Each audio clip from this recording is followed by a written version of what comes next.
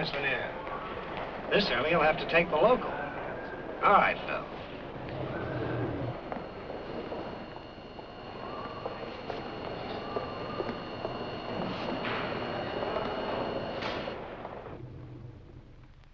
Floor executive, Miss Lanier. Thank you, Phil.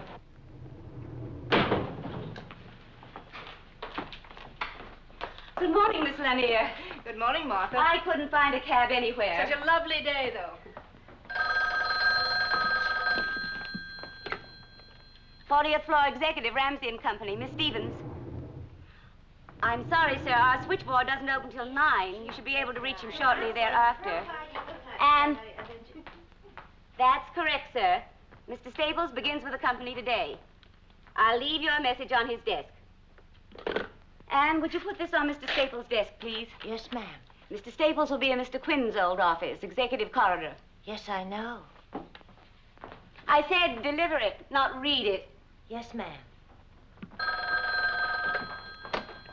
Executive, 40th floor, Miss Stevens.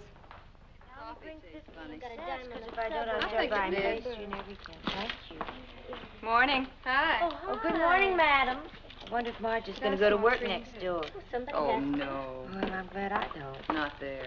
Maybe. Well, they really fixed up a new exec's office for him, didn't they? Very nice. A new man. Right next door to your boss. And awfully close to Mr. Ramsey. So happens that the new man, what's his name? Staples? Mm-hmm. Will be working with Mr. Briggs. That's why they have adjoining offices. Marjorie, baby, you're awfully defensive. I guess that's because you're worried about your Mr. Briggs. Run along, will you? May I have some more cream, please?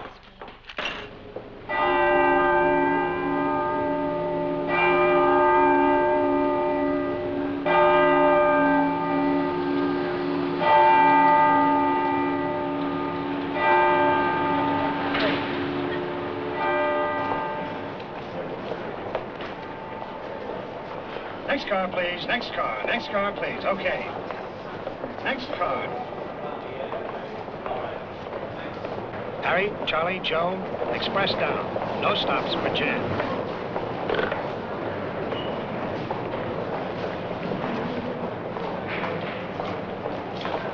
Next car. Next car. Next car, please. Next car. Next car. Morning, Mr. Ramsey. Next car, please. All right.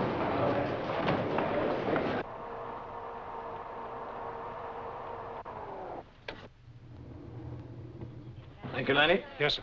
Miss Lanier, Miss Stevens. He's here. Thank you, Martha.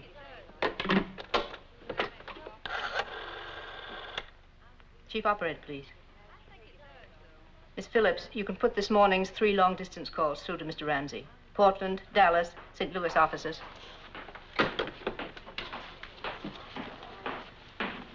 morning, Mr. Ramsey. Morning, Miss Lanier. Any messages? You have calls placed for our Portland, Dallas, and St. Louis offices. Nothing else important, sir. Martin Toole and Dye, you said you'd wire him. Yes, you'll find a copy in my briefcase. You're right, as usual. Nothing important. I have the Portland report in my briefcase. I want it teletyped this morning to Seattle. Have someone there drive over to Portland and get it to Johnson before lunch. Then run off 20 copies, confidential mimeographing, and have them ready in time for the board meeting. I want it on the agenda. Has Mr. Staples arrived yet? Not yet, sir. Delay that meeting until 10 this morning to give you time to get the report mimeoed and distributed. I want it read, and carefully. Get word underground to their secretaries that no one is to count on making any early luncheon appointments. And make a note. Staples is to sit 1 down from Vandeventer on my left. Yes, sir. Let me know as soon as Mr. Staples arrives. Yes, Mr. Ramsey.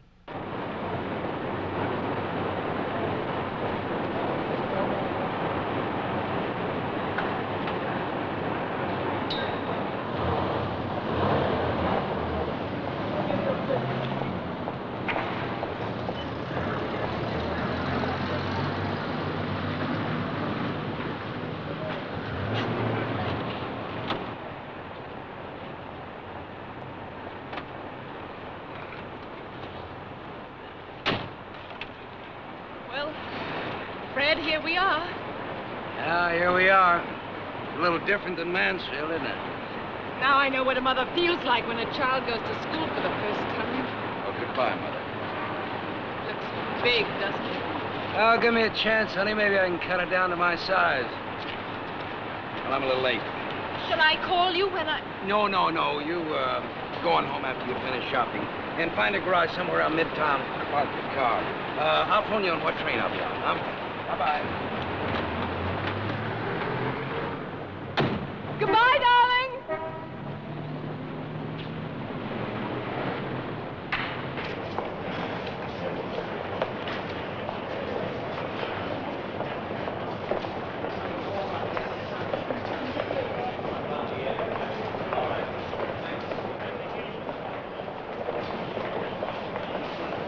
Ramsey and Company, the board said... Yes, sir. Executive or administrative? Oh, the executive, Mr. Ramsey. 40th floor, sir. Morning. Morning. Oh, you want the tower, sir. The tower elevator, sir? It'll be down in a minute. Oh, I'm sorry, thank you. My pleasure, sir. Good morning. Good morning, Ed. Good morning. Good morning. Good morning. Morning, Jamie. Good morning, Bill.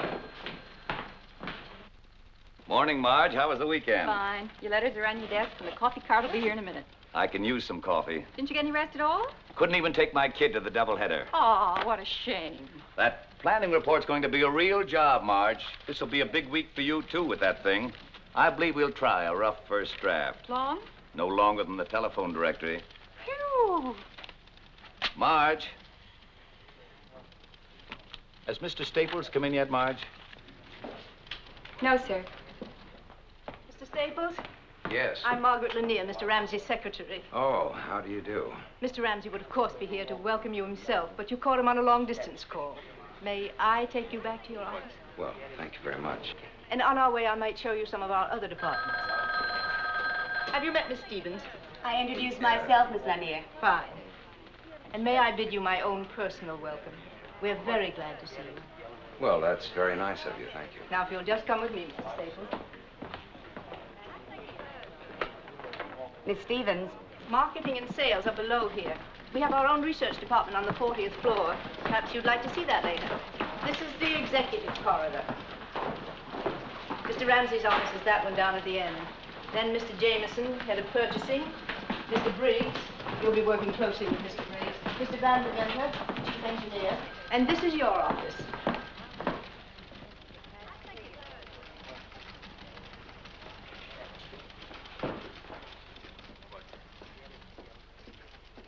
Isn't it nice? I hope you like it. Mr. Ramsey was told by someone in your old office that you were especially fond of this period. Wasn't your office in Mansfield furnished in early American? My furniture consisted of 2 filing cabinets and a surplus metal desk off of a destroyer escort. No, it's really very attractive. Very. I appreciate it very much indeed. Excuse me, Miss Lanier. Anne said you wanted to see me. Oh, yes, Marge. Mr. Staples, this is Miss Fleming. How do you do? How do you do? Marge, will you see that Mr. Staples has everything he needs in the way of office equipment? It was arranged for this morning at Mr. Briggs' suggestion. Oh, fine. I must rush now, Mr. Staples. Again, a most cordial welcome. Thank you very much. And, Marge, will you step by at my desk when you finish here, please? Yes, Miss Lanier.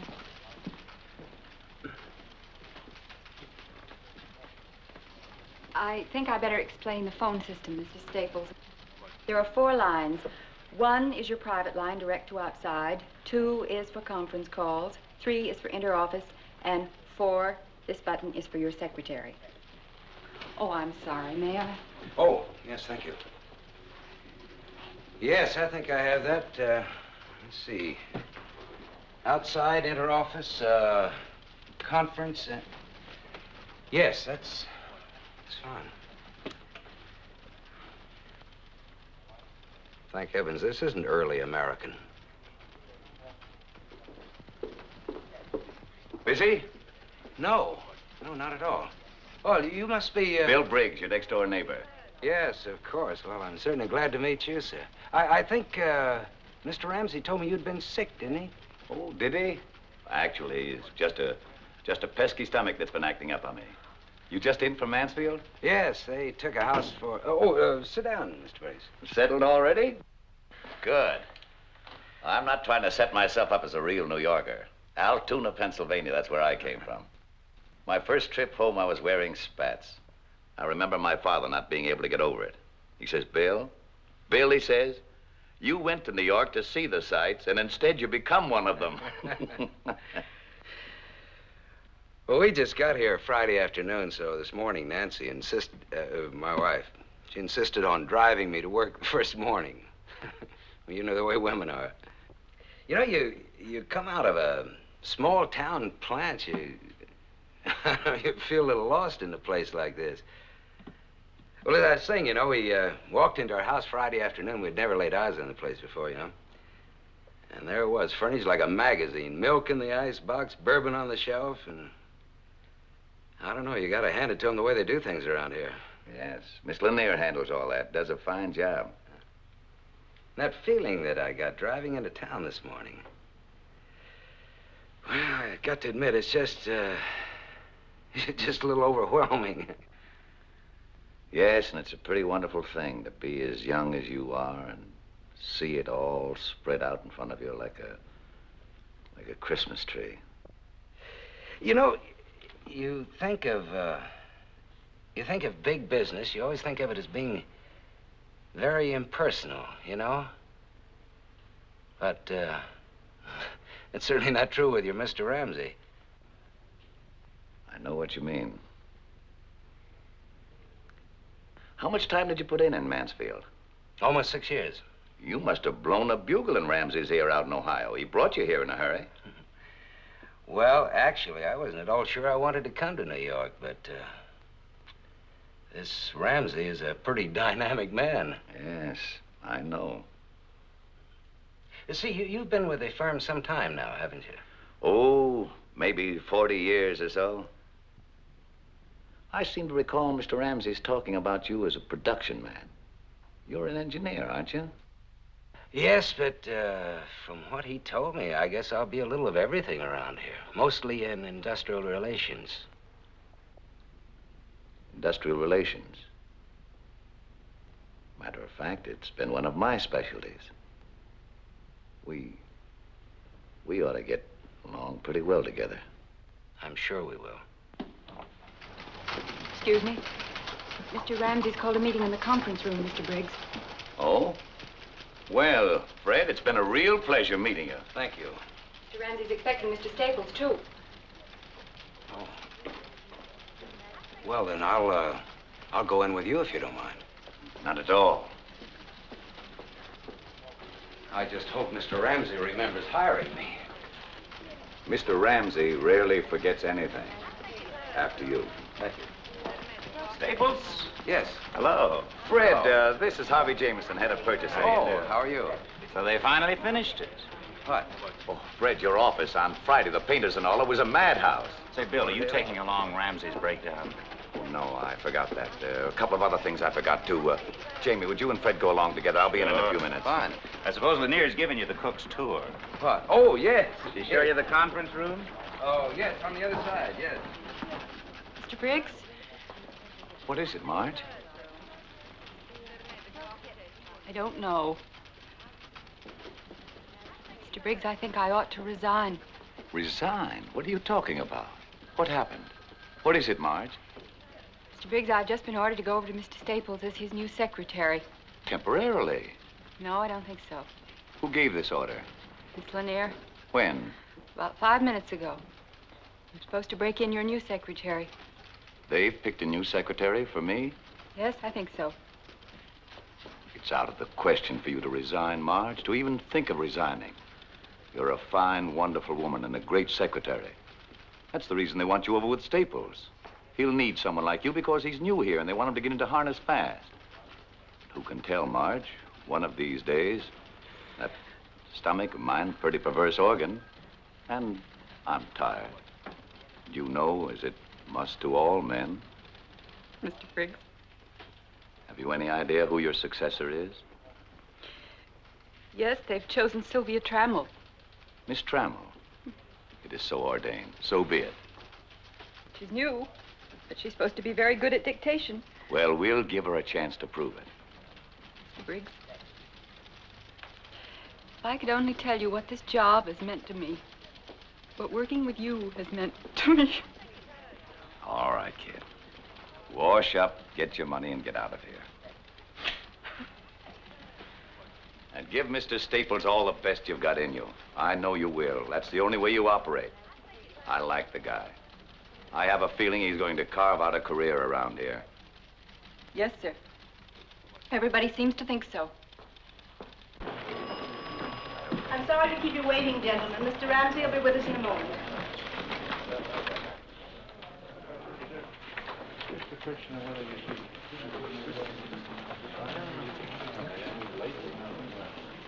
I'll see you after.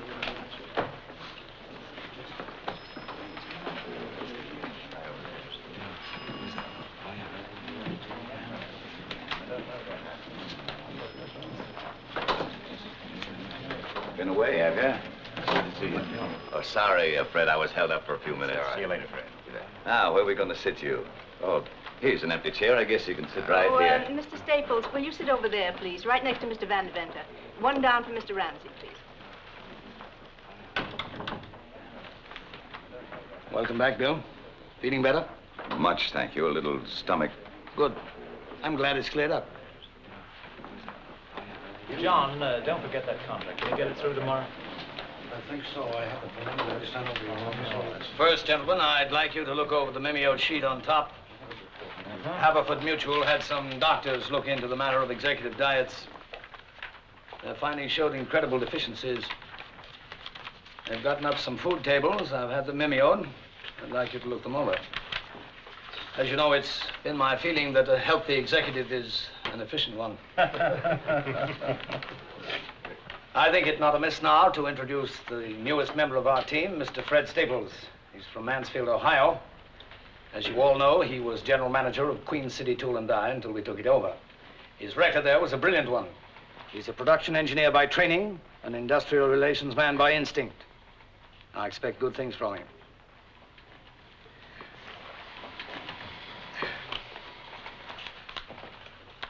Oh, you've probably met everyone, but just for the record, reading from left to right, Mr. Jameson, head of purchasing. Yes, we met. Mr. Granigan, controller. Mr. Gordon, head of sales. How are you? Mr. Latham, head of service. Mr. Portier, chief of operations. Yes, nice to know you. And Mr. Van Deventer, chief engineer. How are you? Nice to see you. It's a pleasure. Oh, and of course you've met Mr. Briggs, Oh, yes. who is our vice president, assistant general manager, in charge of everything that everybody else forgets to be in charge of. Now, gentlemen, you all have before you a copy of the Williamston plant purchase prospectus. Mr. Jameson, did you attach your supplements? It's right there, Mr. Ramsey, page 17R under process equipment. And Mr. Granigan, the stock purchase plan I outlined, I have your comments here? You do, Mr. Ramsey. Good. Feasible, is it? Very much so, in my opinion. Good. Well, that about winds it up, unless there are any further points to be made. I do think, Mr. Ramsey, if we could keep the transaction under wraps for a bit, at least during the preliminaries. You know what'll happen to the stock quotations if it leaks out that we've agreed to purchase. I've arranged it this way. The stock quotation as of yesterday morning... You seem to be straining at the leash, Mr. Briggs, or am I mistaken? You mentioned here that probable time of purchase would be sometime in June. Are the plants to be in receivership until then? That seems to be what it says. That means 6 months with improper maintenance of equipment. Oh, I doubt it, Bill. I've had two of my best men out there for the last 6 weeks. Oh, we had a varying voltage problem, but that was taken care of. You know, maintenance-wise, I doubt if there'll be $1,000 worth of deterioration. How about goodwill? What about it? The plant employs 900 men. That's half the working force of the village. So? So what do we do with these men? Cover them with cosmoline and put them away in a drawer until we get ready to resume production? I thought your concern was for the plant. And what good is the plant without the men? You chop a village payroll in half for 6 months and you might not have a plant because you might not have a village. Mr. Briggs, if we may be permitted to disregard for the moment the considerations that you have brought up, what about the rest of the plan? I'd say it was adequate. Adequate? That, gentlemen, is the kiss of death, believe me. I've known Mr. Briggs for a long time. When he says something is adequate, what he means is that it is entirely inadequate. I must admit to feeling a concern over some 900 men suddenly deprived of a livelihood. Mr. Briggs, if you would do me the goodness to look at what I consider to be a fairly elementary business principle. By putting 900 men out of work temporarily, we may ultimately employ twice that number in the same town. By cutting production costs as a result, we will then be able to compete more favorably in the market. Thus, we'll be able to sell more goods. We're not going to ruin that town, we're going to make it. I should think, Mr. Briggs, that after 30 years, you'd be able to think beyond the tongue-clucking stage and come up with something resembling an analytical point of view. I was under the impression I'd given you a point of view. I saw none. I perceived what amounts to a rather emotional little tidbit that was decidedly more charitable than cooperative, and by no means thought through. I asked, I believe, for an objective view of a business venture. From you I got, and I seem constantly to be getting, a very negative response, if any at all. Adequate, I believe you said. Well, Mr. Briggs, this little move will save us conservatively $500,000, which we'll be able to put back into the business. I must say you take a liberal view of adequacy. I didn't intend to make a central issue out of this, but I did feel it important enough to air in this meeting. Well, you have aired it in this meeting. I think it's a good thing you did. But I think, Bill, we're pretty much of one mind about it now. And we may assume the matter is closed now. Mr. Briggs.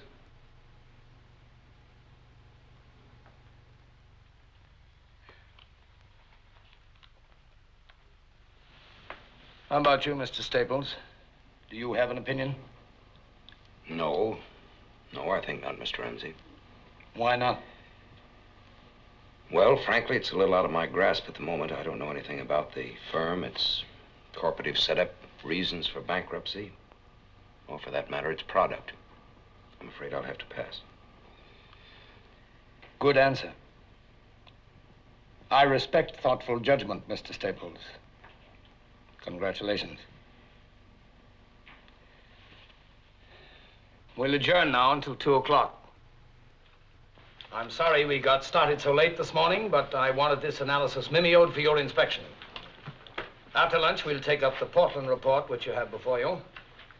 Mr. Granigan attended the stockholders' meeting there on Tuesday, and we'll begin our discussion with his report. That's all. All right, sir. Oh, Bill. All right, come and have some lunch, eh? Oh, thank you. Bill, wasn't there something you wanted to speak to me about before? Nothing important. Fine. Tummy's all right, eh? Cast iron. Couldn't be better. Good. Keep it up. Oh, Staples. See you later. You bet. Good to have you with us, Staples. Thank you. The arrangement's satisfactory? Oh, yes, just perfect. I'm sure you'll be hearing from my wife very soon about that. It's a beautiful house. Beautiful country up there. I'm sure you'll love it. Oh, see you later, Bill? Oh, Fred. Briggs is working on a project now, a comprehensive planning report. The point is that it's very important, most important indeed for our future program, and it's far too big a job for Briggs, or for any one man to handle. Now, what I want you to do is get your finger in it. Certainly. What I mean is more than just your finger. You understand? Yes, Mr. Ramsey, you make that quite clear.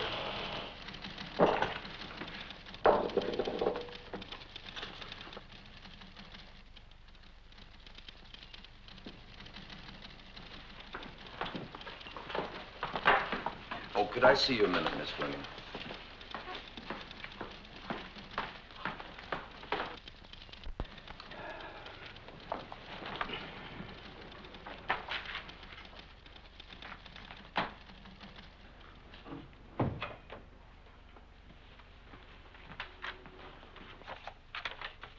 Yes, sir? Oh, I wonder if you could check for me, please, as to who's to be my secretary. I need some notes typed up. I'm to be your secretary, Mr. Staples. But I thought Mr. Briggs...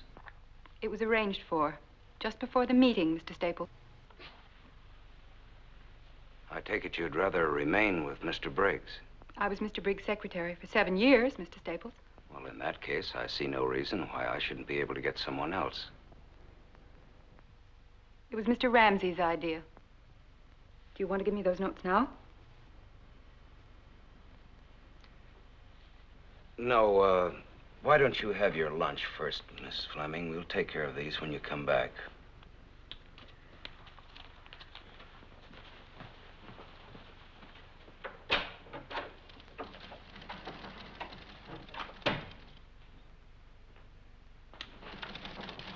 Mr. Briggs? There are some notes here that... Later, Marge. I'll do it later.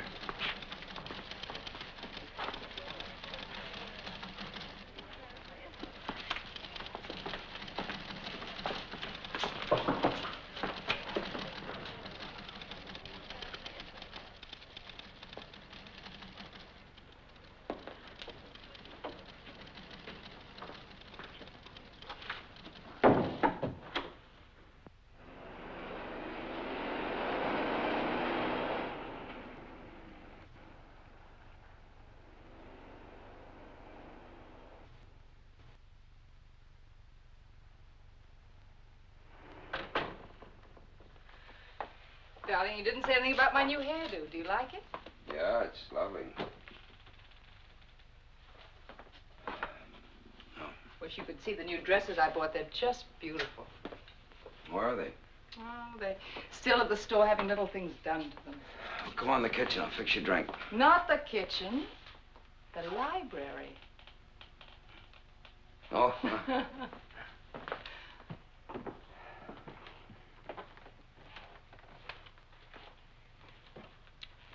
I hoped they'd have the dresses ready and have them sent over to your office this afternoon.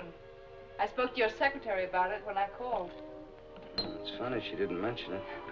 They didn't get the job done in time. She had a nice voice. What'd she like?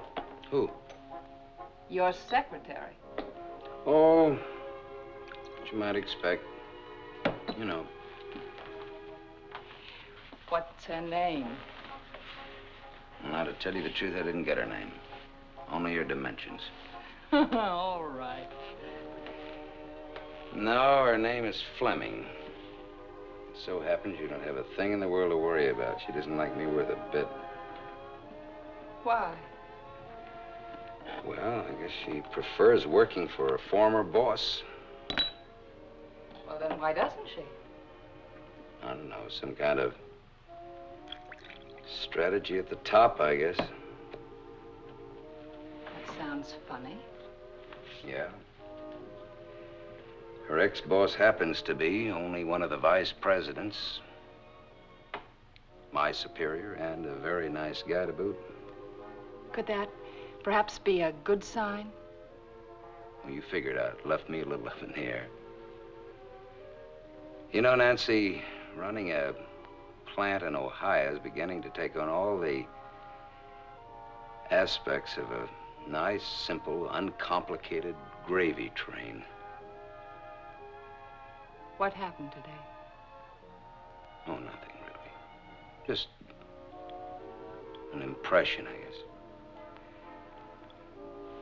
Sort of queer undercurrents and tensions and... Good luck.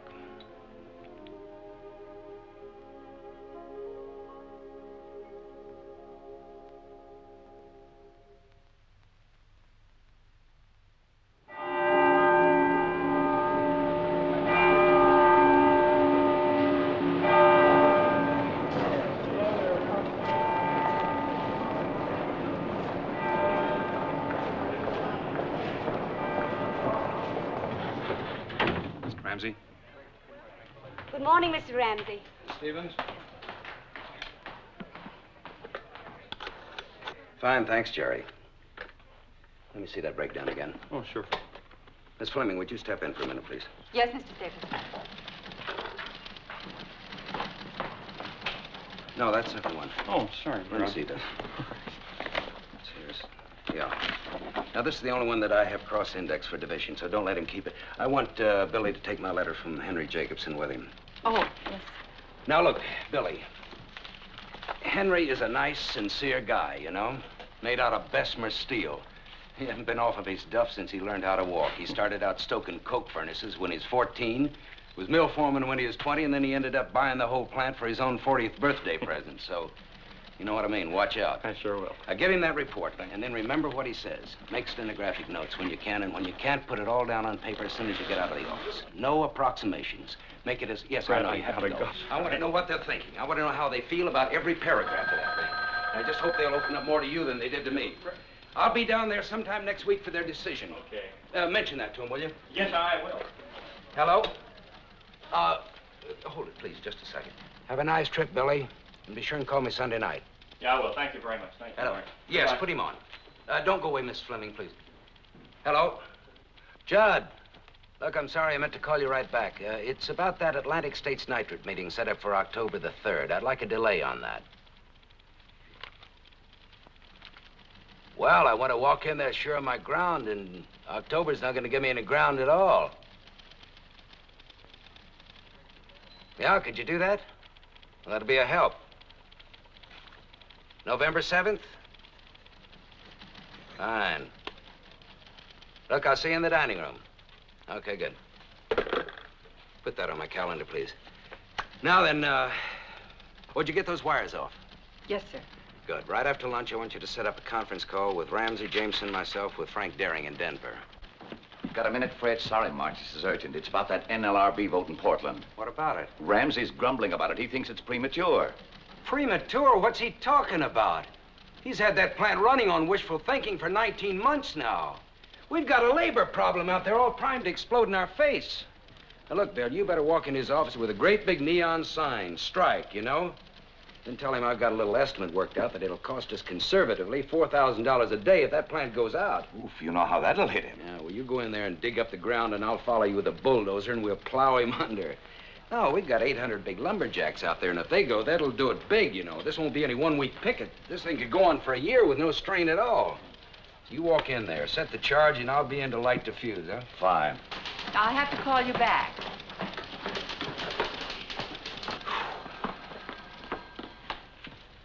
Is 2:30 convenient for your call to Denver, Mr. Staples?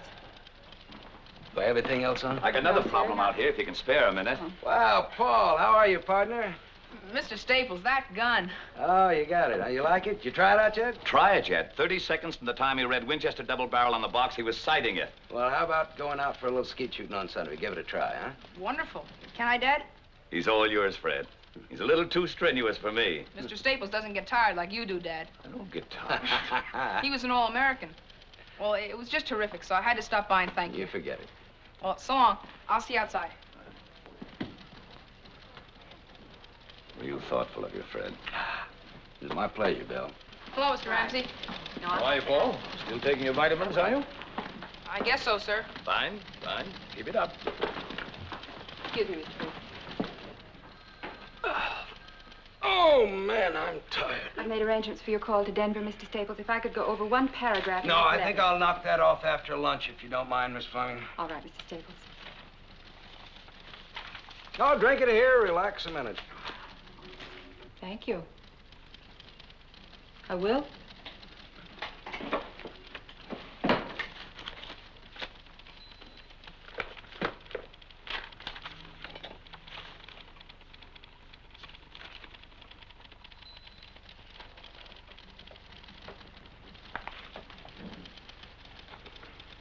Would you like some of mine? Yes, thank you. As a matter of fact, I would. No, that is plenty, thank you.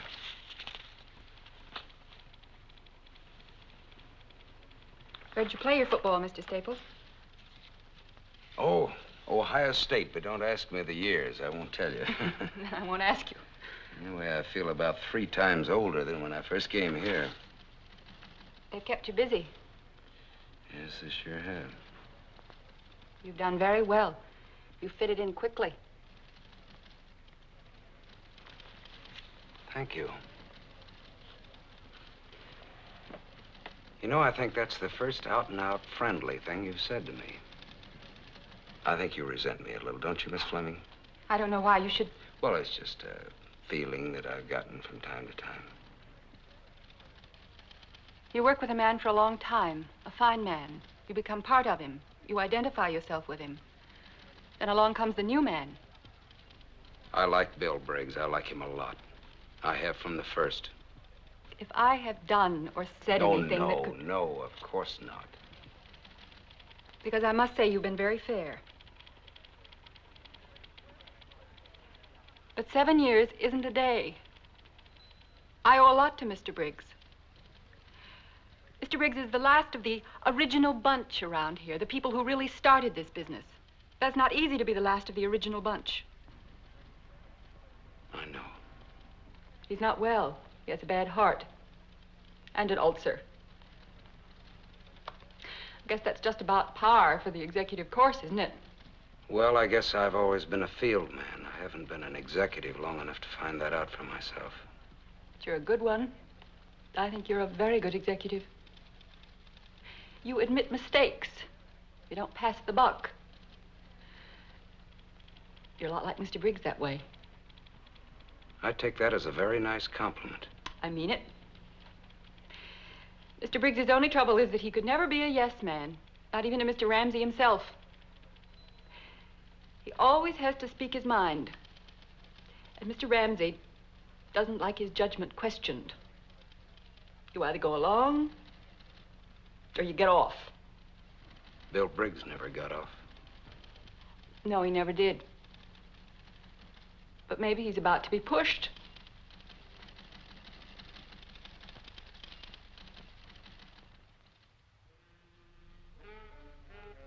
He blew up at the next round, and then Howard went right by him with a 65. A 65, I ask you. 7 birdies, and he sank an 82-foot putt on the last green for an eagle. Oh, hello, my dear. You know, that's some golf. Yes, indeed, it's wonderful.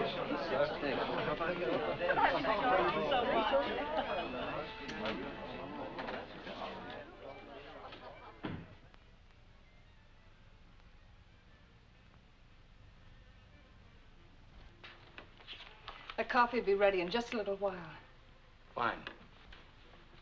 You know, my father's recipe for coffee was to mix salt and chocolate with the grounds.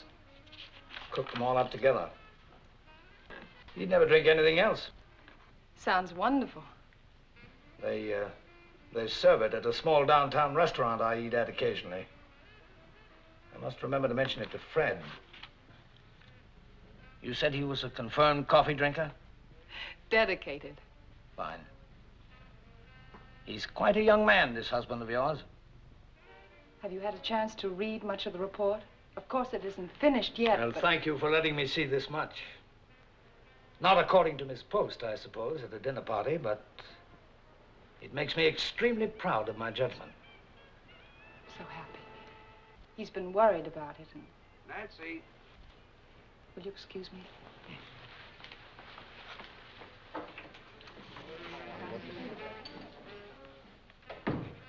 Wonderful party, you two. Makes me think I should get married. Oh, don't do anything as drastic as that. Wonderful having you, Ed. Come again soon. Will you try keeping me away? I'll see you at the office tomorrow, Fred. Yes, bright and early. Good night. Ah, Jamie, you don't have to go yet. Stick around a while. It's early. Of course, I'd love to stay all night, however. We're going home. Can't get him out of here, Nancy. Usually he leaves office parties as soon as the canapes are passed. I thought everybody behaved very well. I thought so. You gotta give them credit for that. Not again. I was beginning to like off. Will you come over and see us? Certainly. Come over during the day? You know, nowadays, Jamie never gets home at all. I think we wives ought to form a union. You're right, we Good should. night, dear. Good night. Bye-bye. Good night.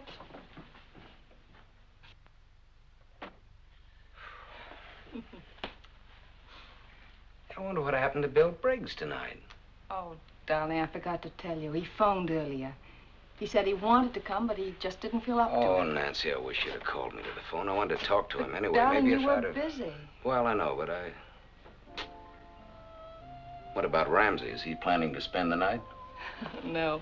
He just gravitated towards the library and made himself cozy.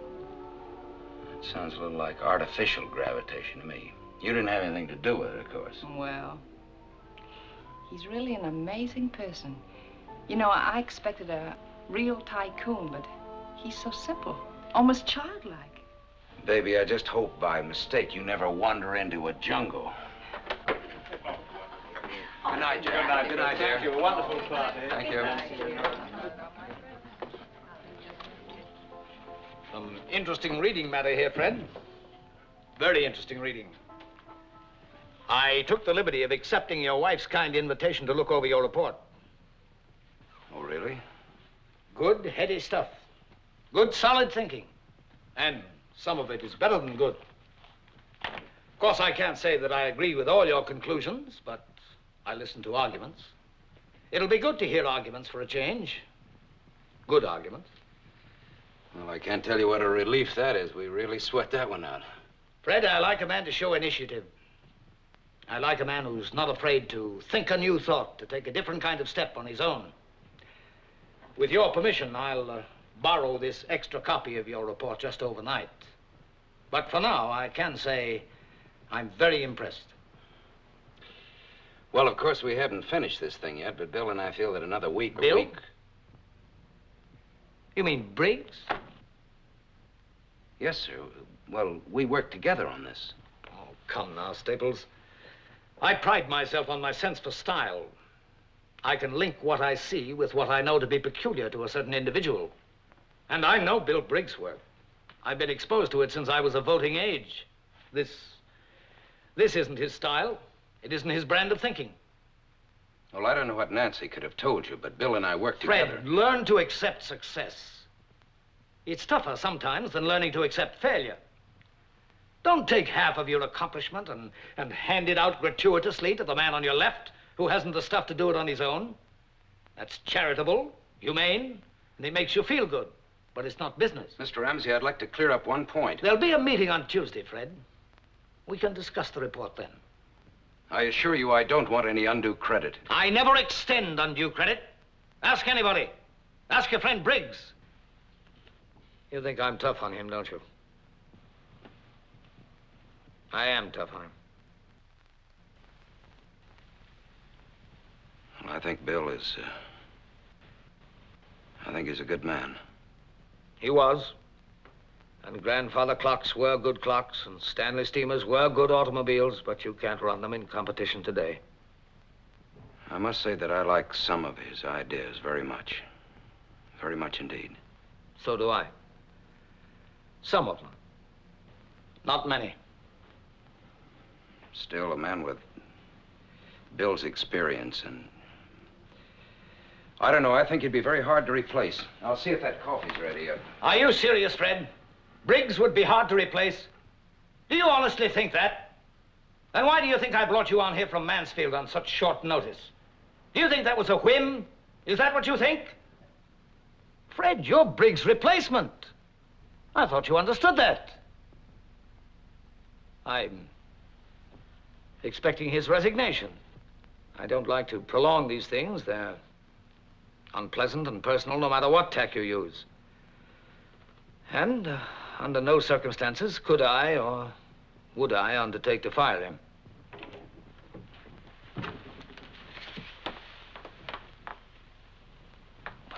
Coffee's in the living room. I thought perhaps you'd like to go in there. It's quiet. Look at the time. I really must go. It's been a wonderful evening. Sorry you have to leave so soon. I really must. My coat, I think, is in the bedroom. Oh, yes, of course. I'll get it for you.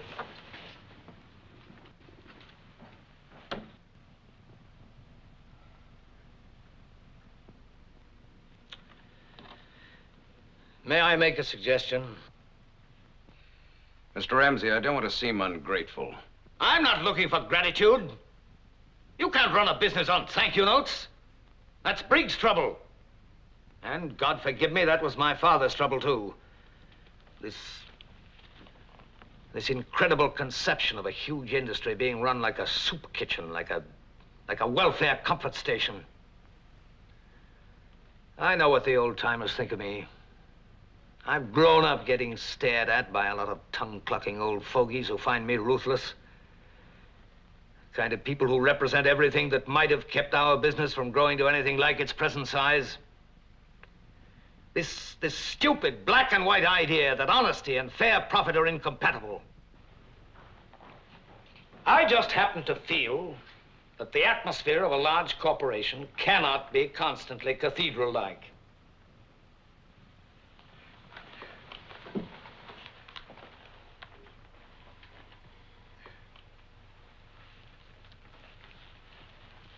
Thank you, Mrs. Staples. And again, thanks for a wonderful evening.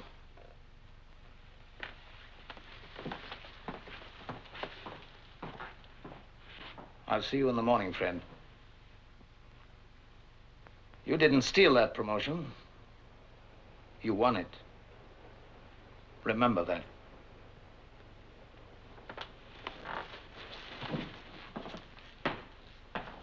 Good night, Mr. Ramsey. Hope you'll come soon again. Thank you, Nancy. I hope I'll be able to. Good night.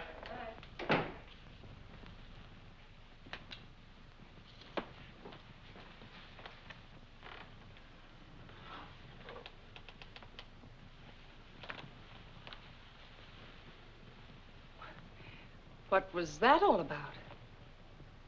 I'm Bill Briggs' replacement. Vice presidency.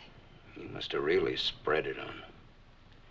Listen, a little rare roast beef and wifely pride don't get you that kind of a promotion. Yeah, I'll take something a little more. A little misrepresentation for one thing. A little switch in authorship for another. You told him I'd written that report. I did not. I told him Bill had helped you. But Nancy, this is Bill's basic idea. Oh, the same set of ideas that he's had for years. I gathered that much. You gave it life, you made it work, you made it practical. Even so, Nancy, I don't want any part of it. Oh, Fred, I happen to know what you contributed to this. I also know that you can't stand winning if you have even a nodding acquaintance with a loser. I don't like stepping on another human being to get into a capital gains bracket. Ramsey's stalking that poor guy like an animal. He'll whip him to death if he has to make him resign. I didn't hear you tell Mr. Ramsey that he was mistaken. I didn't hear any clear-cut defense of Mr. Briggs. If you don't want to be successful, go and tell that to Nancy, Mr. Ramsey. He'll give you a will you broom, please? and you can check in at 7 o'clock every night, but don't Now, tell look, me. I don't want to argue about this. Neither do I. I just want you to answer me. Did you tell him that your wife was mistaken? Did you tell him that you were taking vows for something you did not do?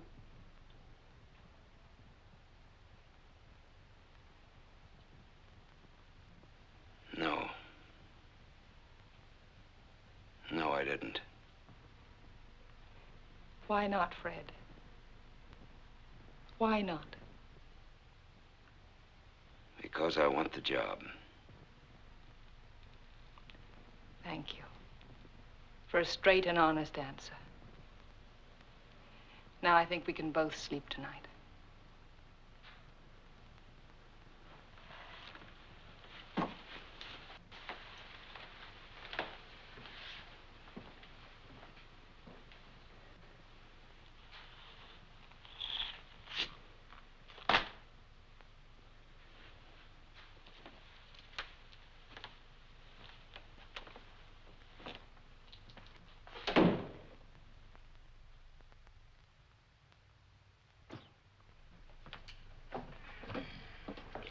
Hi.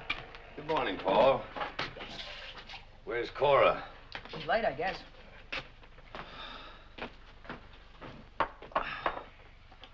Aren't you going to be late for school? It's only 8:10. I've still got 6 minutes. You've got it figured out to a science, haven't you? I've just got it figured to how far I have to go and how long it's going to take me. Well, if you found that out, you've found out a lot. Thanks for breakfast. You worked late again last night. Yeah, no rest for the weary. You haven't got it down to a science yet, have you, Dad? What? How far you have to go and how long it'll take you? What's the matter, Paul?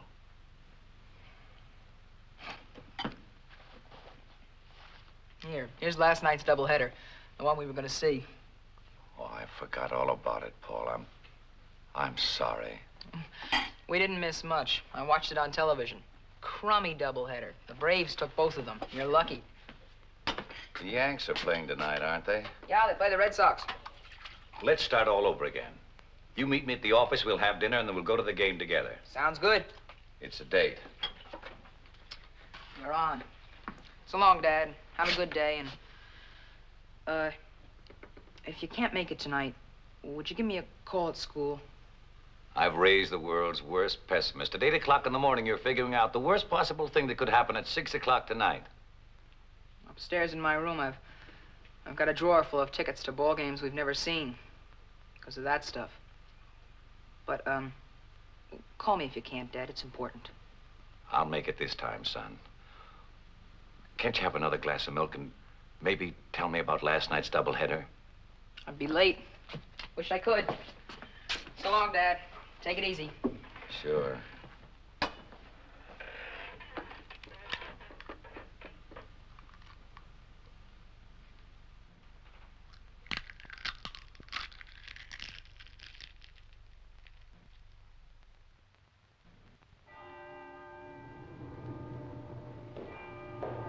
Good evening, Mr. Staples. Good evening, Sally.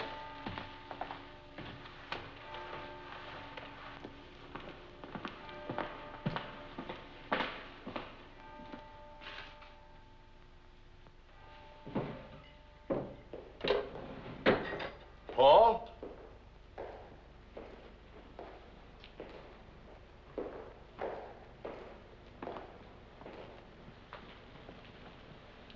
Hi, Bill. Hi, Fred. I thought it was my son. He's gonna pick me up. Got time for a cigarette? Sure. What are you doing here? I thought you were going to the ball game.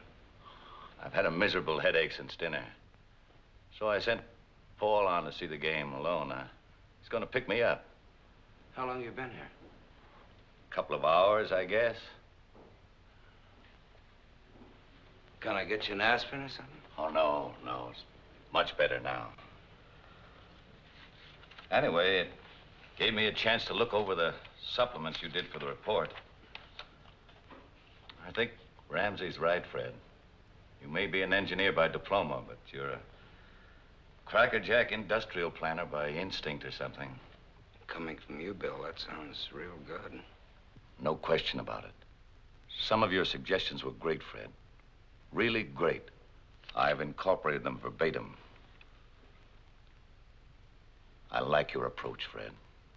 You think of people in terms of the human factor, not just logistically. Something I've never been able to make Ramsey understand. Anyway, now he can't complain I turn in the same report every year. He won't be able to say that this year. Join me, Fred? No thanks, Bill. I've got to pick Nancy up for supper and that long drive home, you know. I don't know. Maybe I'm just getting old. I used to be pretty tough.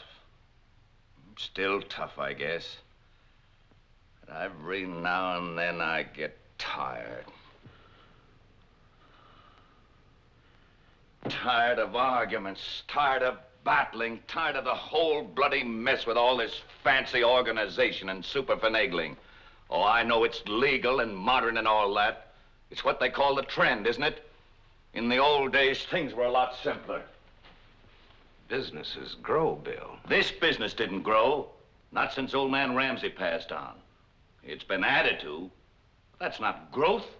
It's just plain acquisition, a business of stock transfers and bank loans, manipulated by hired shysters and their sharpshooting accountants, and organized and controlled by a barracuda like Walter Ramsey. You sure you won't have a snifter, Fred? I wish you would. No. Well, times change, Bill. You know that. But do they always change for the better? Old man Ramsey could walk down a production line and call every man by his first name, and get called by his first name in return. No, I know that feeling, believe me. He didn't need public relations experts. Honor was enough. Character. And he never sold a share of stock in his company either.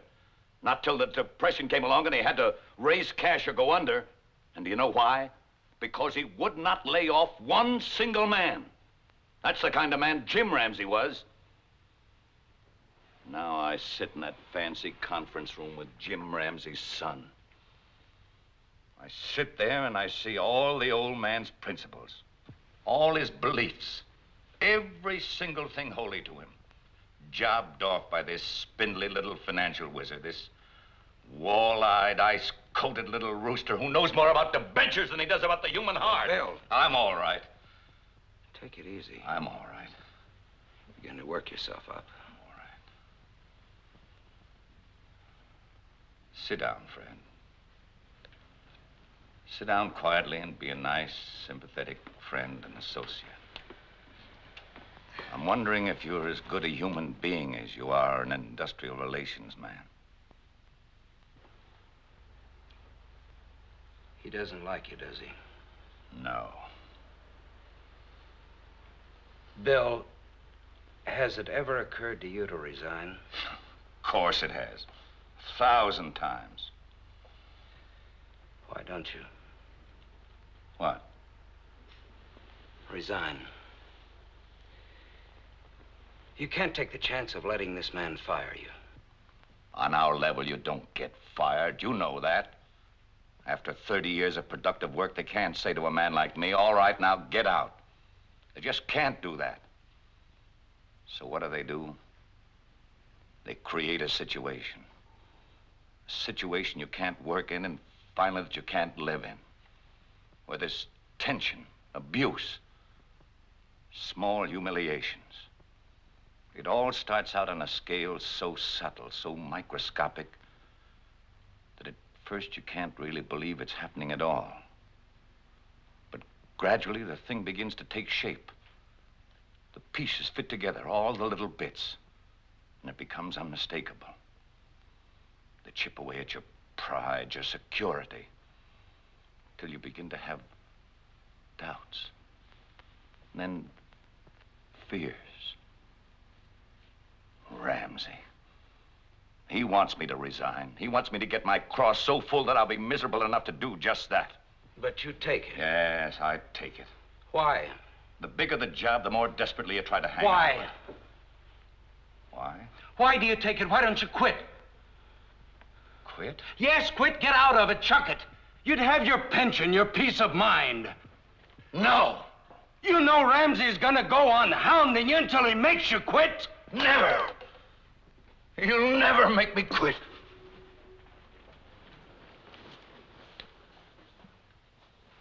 Bill,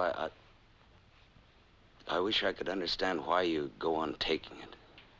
Because I'm weak, I guess.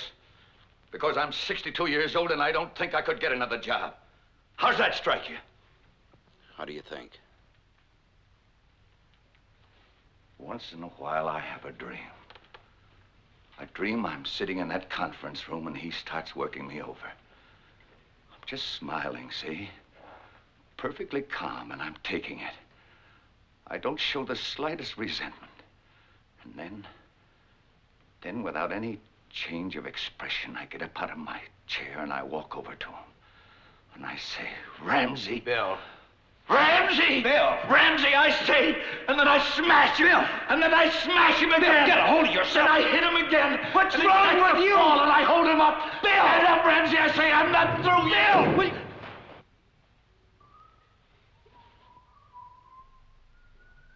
It's the kid. He's coming to pick me up. Fred, I don't want him to see me, not like this. You're all right, Bill. Just sit down now. No, he can't see me like this. Fred, help me. Help me. All right, I'll take care of him. You just lay low for a minute. I'll see he gets home. All right. Tell him I left early to get some Bill, rest. please be quiet. Please, Fred, hurry. Be quiet.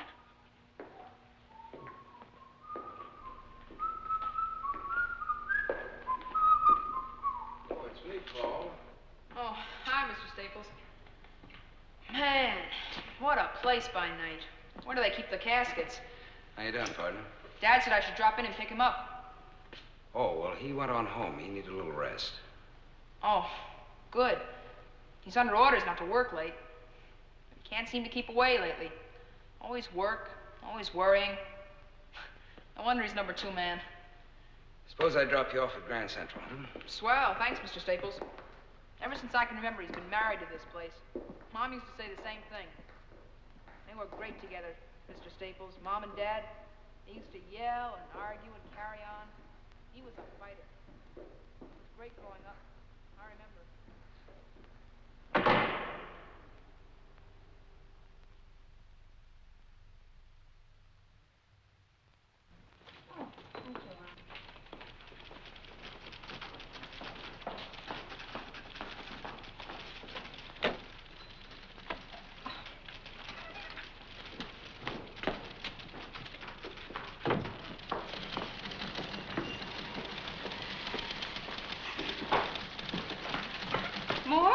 another bundle in the truck.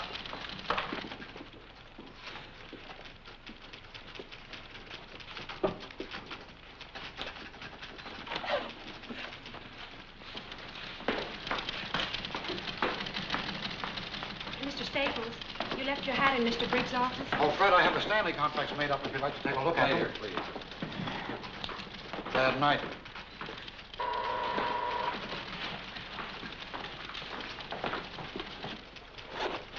Yes, Mr. Staples? Now, this is the proposals report. Give that to Miss Lanier for confidential memoing. Tell her that Mr. Briggs has the only carbon. Is he in yet? No, sir. Mr. Staples? Yes. It's not signed. How would you like the names? In what order? First yours, or first Mr. Briggs? Oh, I don't care. It makes no difference to me. But in joint projects, Mr. Staples... I really don't think it's too important. Put Mr. Briggs' name first, if you like. Just give it to Miss Lanier right away. I'd like this thing printed by afternoon, if possible. That's all, Marge. Yes, Mr. Staples.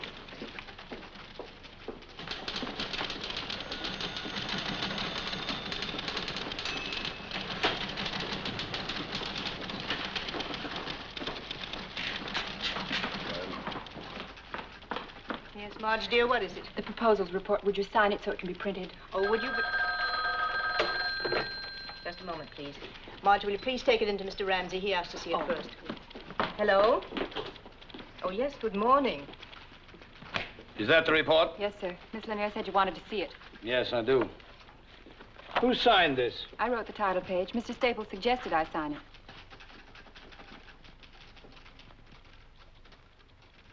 Print it. I'm sure that if Mr. Staples knew... Print it, Miss Fleming.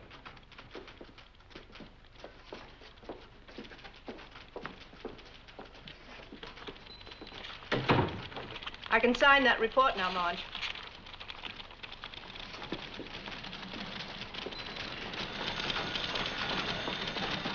Now, we meet with Ramsey in 20 minutes. Under the conditions and in the time we got left, it's the best plan I can devise, and it's the only one ready, so you fellas have got to go along. There's nothing wrong with the Marge, plan, Bill. I can This sign will that not be report nasty now. and hold us up for a while. You've got to alter Section B and review the other... Thank you, Marge.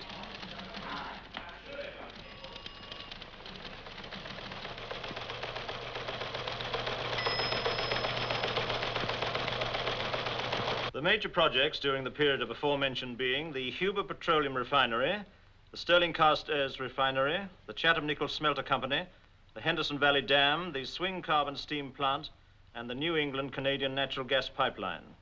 Good report, Van. Thank you. I got a real feeling of activity during your reading. The next item of business is the project's proposal report. Clearly of the greatest single importance on our docket this morning. I must say, and I'm sure you'll all agree, that I am not given to enthusiasms at the drop of a submission.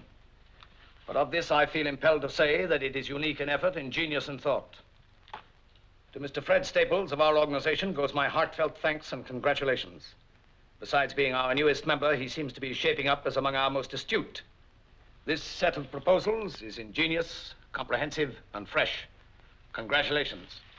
Your success is a reaffirmation of my own judgment. Mr. Ramsey. Of my own good judgment, I may add. Mr. Ramsey. I prefer not to be drenched with modesty, Mr. Staples. This is not modesty, just the extension of credit where it's due. Bill here is as responsible as... Is your name about to be used in vain? I don't think Fred would use my name in vain. And it's refreshing to find someone not suffering from over-modesty. What I was trying to say is that we worked on this project together. It's a combined effort. I'm sure it was. Well, as long as that's understood. Oh, it is, it is. It's just that I feel reasonably competent to assess individual performances and to single out those that I feel should be singled out, with all due regard for Mr. Staples' concern for his fellow man. Now then, if Mr. Briggs' ego has been sufficiently nourished... I don't think Fred brought this out to feed my ego. Oh, well then whatever it was that prompted his precipitate dash to your defense. There was no dash to my defense. Why don't we drop the thing, Mr. Briggs? I hate becoming entangled in absurd little personality conflicts. I'll put a star by your name on the front cover if that'll make you happy. My name is no longer on the front cover. Mr. Briggs. You're twisting the entire thing to make it appear as if I were grubbing for some sort of recognition. Mr. Briggs. I find it unfair, Mr. Ramsey. We have a full agenda. If you feel so bruised that you must persist in prolonging this discussion... Mr. Ramsey! Let me finish, Mr. Staples, if I may. We have only one purpose here, to work. We cannot hope to accomplish this if we must be continually subjected to these singularly unbecoming strains and tensions, these childish claims and counterclaims. Mr. Briggs, I ask you a simple question. Is it or is it not within my province to credit a man with a job well done? Of course it is. Then may we drop it now? Only if it's clearly understood that I don't submit to any of these calculated discolorations of a man's worth. As to a man's worth, Mr. Briggs, I think I've proven myself a competent judge. I ask you to recall that I built this business from a scratch pile of used lumber and a few machines into a giant. And I made few mistakes in doing it. Few mistakes in business and few mistakes in judging men. Well, you've made one this time. This report... I refuse to engage in a running fight because a supposedly responsible official of this company persists in wasting time haggling over credit. That is not fair. I was not haggling over credit. This is a joint report that we worked on. Don't presume to tell me what's true and what is not true. What am I, some kind of idiot that I can't recognize another man's thinking? Whatever your abilities in the past, Mr. Briggs, your work hasn't shown this stamp of originality and talent in 10 years. A man slips, clutches, he loses his grip, he tries to hang on by someone else's. You have no right to say that. Bill, will you please speak up? Do, by all means, Mr. Briggs. You think I'm mistaken, do you? Shall I go through 150 pages and point out to you line by line where another man has taken over for you? Has had to take over for you? And I can point out sections of this report that I never had to touch. Had to, Mr. Staples? Of course you can. Let me show them to you. I've seen them submitted year after year. Principles and precepts for better business. Mr. Briggs' yearly platitudes. But you translated his unworkable, well-intentioned philosophy into tough business procedure. You make it work. Ramsey! Mr. Briggs, I will not tolerate insubordination on any level. And if anyone here finds that intolerable, he has the God-given right to offer his resignation.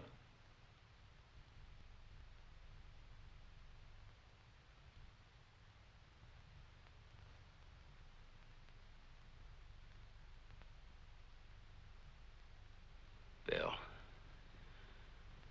please. Mr. Ramsey, I had no intention of seeming insubordinate.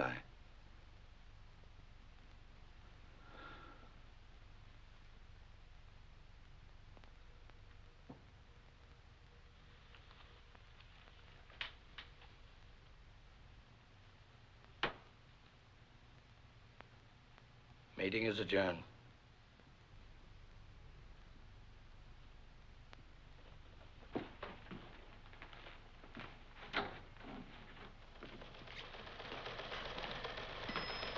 Mr. Briggs.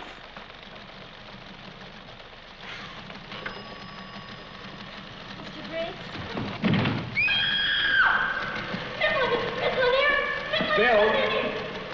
Bill, can you hear me? Little bottle of pills. Coat. Office. Get some water. Yeah. Brannigan, get an ambulance. I've called out the Blake. Don't move it. Fred, he's still giving orders. Do me a favor, Fred. What, Bill? Tell him. Go to...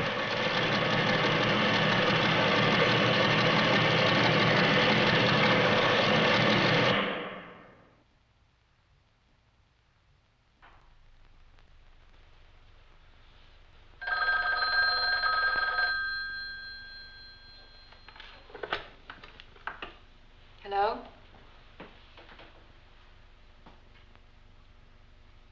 Thank you, Mr. Staples. 5 minutes ago.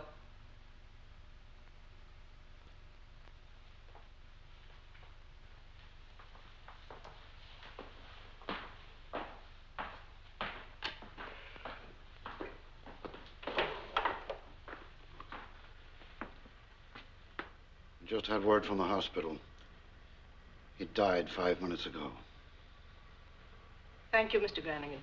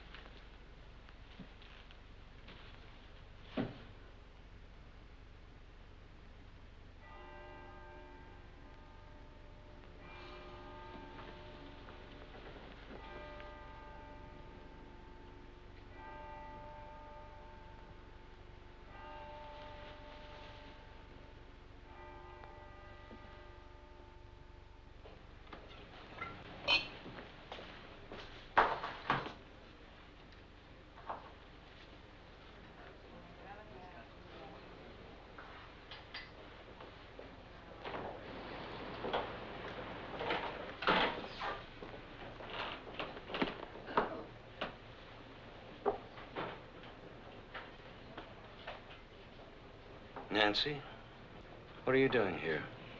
I called your office. Then there wasn't any train, so I drove here. How did you know where to find me? They told me at the hospital. Does Paul know? Yes, he's with Bill's sister. He's all right. Did you have something, miss? Have you had anything to eat? Hmm? Have you eaten anything?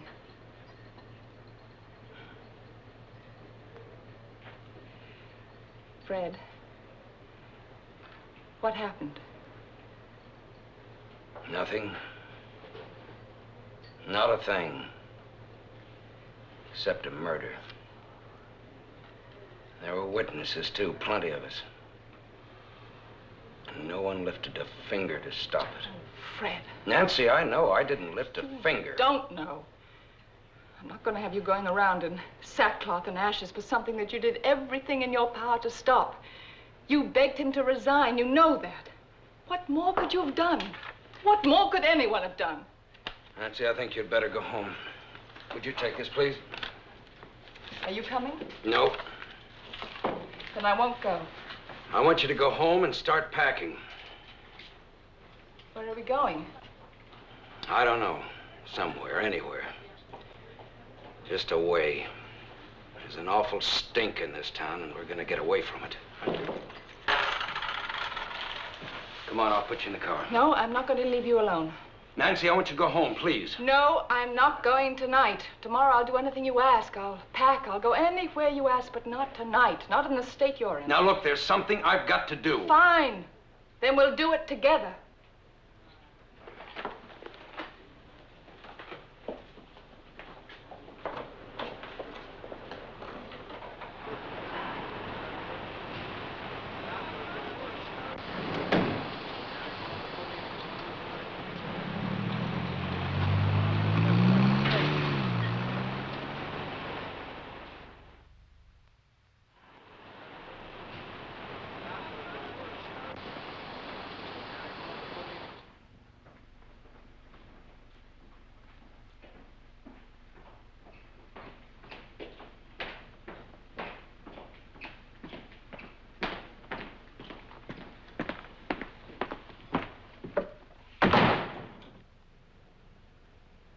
Bill was supposed to go to Lansing tomorrow morning for a meeting with Phillips. You'll have to take his place.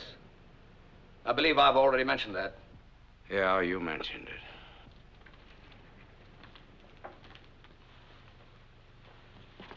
You leave on flight number 116, 832 from LaGuardia. Miss Lanier will meet you at the airport with your reservation and all the memoranda and correspondence pertaining to the negotiation. You'll have 3 uninterrupted hours in the air to familiarize yourself with all the details. I have no interest whatever in the Phillips matter. What was that? I'm telling you that I don't want the job. I'm through. I'm quitting. I resign as of now. Why? Because I hate your guts. You used Bill Briggs for a whipping boy. You made him knuckle under and then you beat him to death. You wouldn't try anything like that with me because I'd kill you first. I'm not a nice human being. What else? You're nothing but a freak. You drive your people into peak efficiency if they can make it or a grave if they can't. Because Bill Briggs lacked the strength and to the stand up. capacity. He was second in command. He had a lot of responsibility to hold, and he cracked under it. It was his business, too. It's no one's business. It belongs only to the best, to those who can control it, sustain it, nurture it, keep it growing. Right now, it belongs to us because we're producing. But in the future, it belongs to whoever has the brains, the nerve, and the skill to take it away from us. Well, they can have my share of it right now because I don't want any part of it. What do you want from me? Apologies? I don't apologize. What else? A nice unsullied conscience? You walk out of here with a halo because you spoke your mind? What do you do then? Go to work for some nickel and dime outfit run by nice people who won't challenge you and prod you and goad you and drive you to a height you never even dreamed of? A company where there's nothing to fight for because you're the best and there's no competition? Where everything is handed to you and nothing is worth fighting for? I want you to stay. I don't think you understand, Ramsey. I don't like you. I don't like anything about you. I didn't hire you to like me. All right, I'm not a nice person in your eyes. But whatever I am, you learn more, grow more, and do more here with me than anywhere else on earth. I want you to stay because I need help on my level. And you're the only one who's able to function there. Be a conscience for me if you want. Be anything you like. And if it's something I don't like, you'll know about it soon enough. I think you're strong enough to take it. And if not, I think you're strong enough to get out. Name your terms. All terms are negotiable. I don't think so. Not mine. All right. I just as soon not waste any time doing trading. As of now, your salary is doubled. Your stock option is doubled right down the line. Your expense account is whatever you make it. Add to that a new title, Vice President. I want a lot more than that. You're not going to take me on as just another vice president you can push around. You take me as someone who hates you down to the bare nerve. Nothing in the world will ever change that. I'll argue with you, contradict you, fight you in every way I know how. I'll do everything in my power to push you out and take your place myself. Go ahead and try. Mr. Staples, you have yourself a deal. Have it drawn up. No reservations now? Yes, one. Bill had one pitiful little dream that someday he'd walk in here and break your jaw. I reserve the right to have that wish for myself. I'll have it drawn into the contract, with a little rider giving me the same privilege.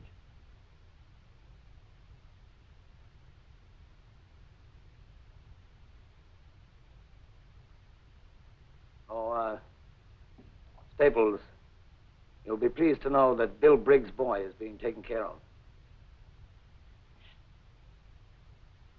Will that let you sleep better tonight? It begins, huh? It begins. Fair enough? Fair enough.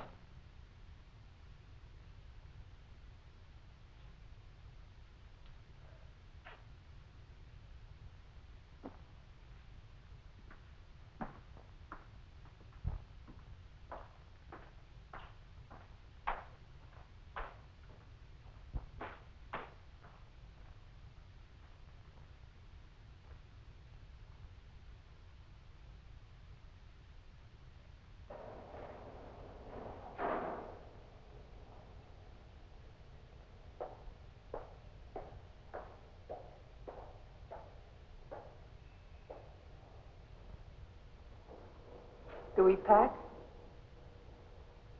No. We stay. On whose terms? Mine and his. Are you satisfied? Yes.